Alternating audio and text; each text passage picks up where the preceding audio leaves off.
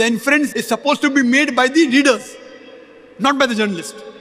This is a rule, but rules are made to be broken. In America, freedom of speech, freedom of speech. According to me, the least freedom of speech is in America.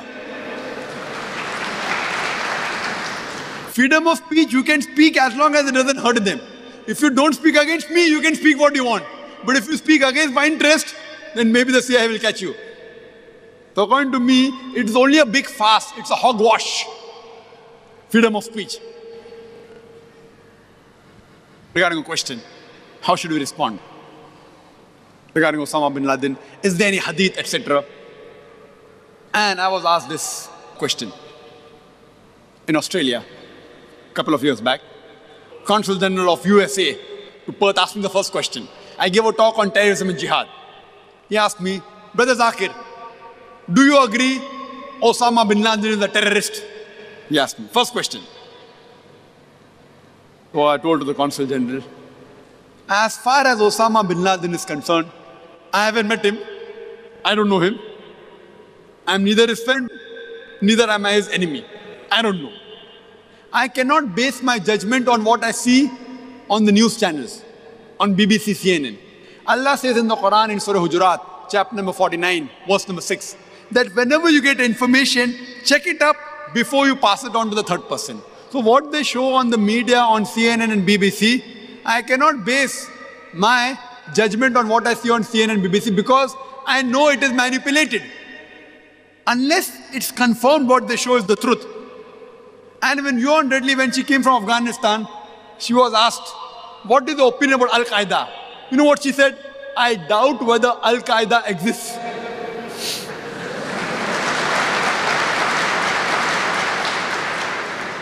So, if you're going to base on what they show about Osama bin Laden on CNN and BBC, I cannot give my judgment. Allahu Alam, what is he? But CNN, which is controlled by America, I come to know from there that they have killed thousands of Afghanis. They have attacked Iraq from their very channel. If the person owns the channel, what he shows, and is proud of it, it's confirmed what they have done is there. So if you ask me, who is terrorist number one, according to me it is George Bush. This I have mentioned and came as headline in the statement that Dr. Zakir Naik says he's a fundamentalist and he calls George Bush as terrorist number one. Headlines in the papers of Australia. Do you know there was a survey done recently? Recently there was a survey done in the University of Chicago. They did a survey and they gave names of three people. Three people. Number one, Osama bin Laden. Number two, Saddam Hussein. Number three, George Bush. And they did a survey in different countries, different cities, different states. That who do you consider, among Muslims and non-Muslims together, even non-Muslims, who do you consider terrorist number one? The answer was the same. The answer was common, it was George Bush. The lowest percentage was 74%. 74% of the people said George Bush was number one, and the highest was 78% said that George Bush, according to them, was terrorist number one. Not me. Fine. Maybe I was one of the few people who was vocal. People normally get scared to speak. Regarding the hadith, our beloved Prophet Muhammad said that if you see something wrong, stop it with your hand. If you cannot stop it with your hand, stop it with your tongue. If you cannot stop it with the tongue, the least you can do is curse in your hearts. And then you will be the lowest level of mu'min. So I am very vocal. I speak the truth. Those people who Allah has given the power to stop with the hand, if they don't stop, Allah will question them. At least Allah has given me the power to speak. So I'm speaking at least. I've said the same thing in UK, in front of the chief of the police, in front of the mayor. I've said in USA, I've said in Australia, I've said in Malaysia. But I say it with hikmah. With hikmah. With hikmah I say it. So if Allah has given the power to speak, if I try and say, oh, I don't, Allah will take away this power. Allah will take away the power of mine to speak. The least you can do is curse in your heart. And today the non-Muslims are saying, leave aside Zakir Naik, the majority of the non-Muslims today, according to a survey done by University of Chicago in USA, They say that George Bush is number one. And if you go on the internet, there are statements, I'm not saying right or wrong, they say that what happened on 11th of September, it was an inside job. Some of the theories say that George Bush did it himself. Regarding a question, how should the Muslims behave? See what happened after 7th of July in London.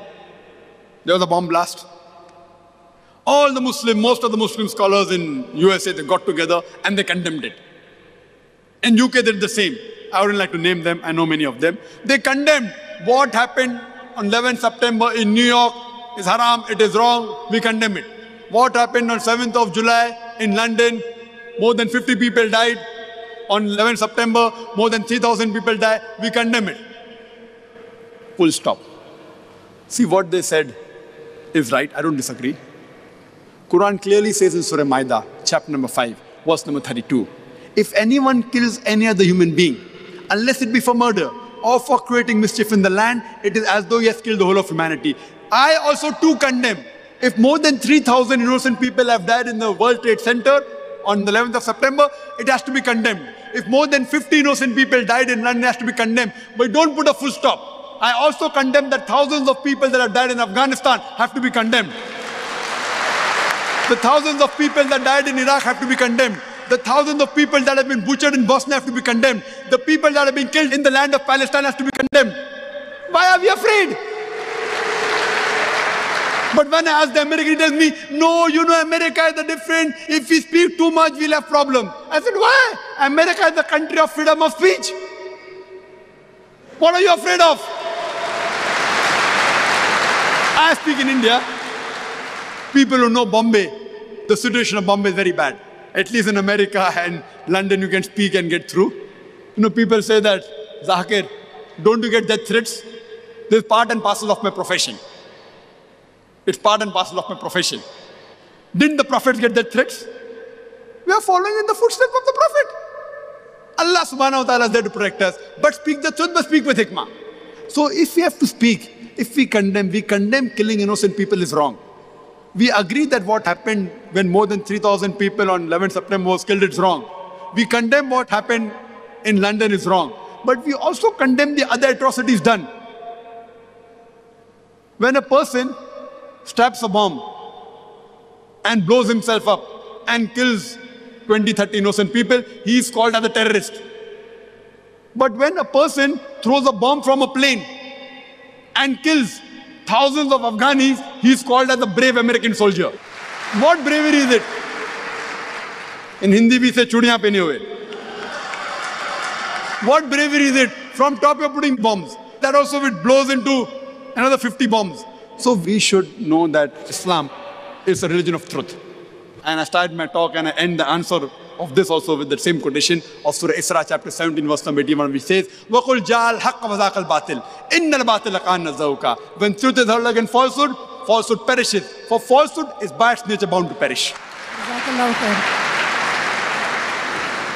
We continue on with the session, the fire of faith, igniting the same fires in you. The next question from the brother on my left. My name is Nauman. I work in the field of internet travel and marketing. My question revolves around the strongest form of media today is movies. Movies originating from Hollywood, Bollywood, Lollywood, and probably now Dollywood in Dubai.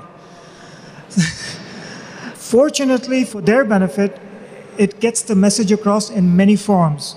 Passion of the Christ was one form that related a story about Jesus Christ. The script was in Hebrew. I wanted to first ask how much of that was in line with what Christianity preaches and how much we can relate to Quran as well. Obviously, there's some deviations as well. But again, the masses took that understanding and absorbed it, and that's what their understanding is. My second part to the question is, how can we use the media in form of movies to effectively communicate the message of Islam, like it was done in the form of the first movie called The Message, from which I understood a lot of people converted to Islam after watching that movie. Jazakallah. Brother asked the question that movies do play an important role in creating opinions and conveying the message. Hollywood, Bollywood, now you have Dollywood. Not a new word that's come from Dubai Media City. And he gave the example of Passion of Christ. What are my views of such movies? Brother, I haven't seen that movie, Passion of Christ, though I wanted to see it. I haven't seen that movie. Normally, I don't see movies. But this being a particular movie, I wanted to see it. But I read reports that after this movie was made by Mel Gibson, the way he portrays, and he kept it in the original language, there were a lot of criticism. And the way he created it, and which was slightly against the Jewish lobby. Because of that, there was a hue and cry.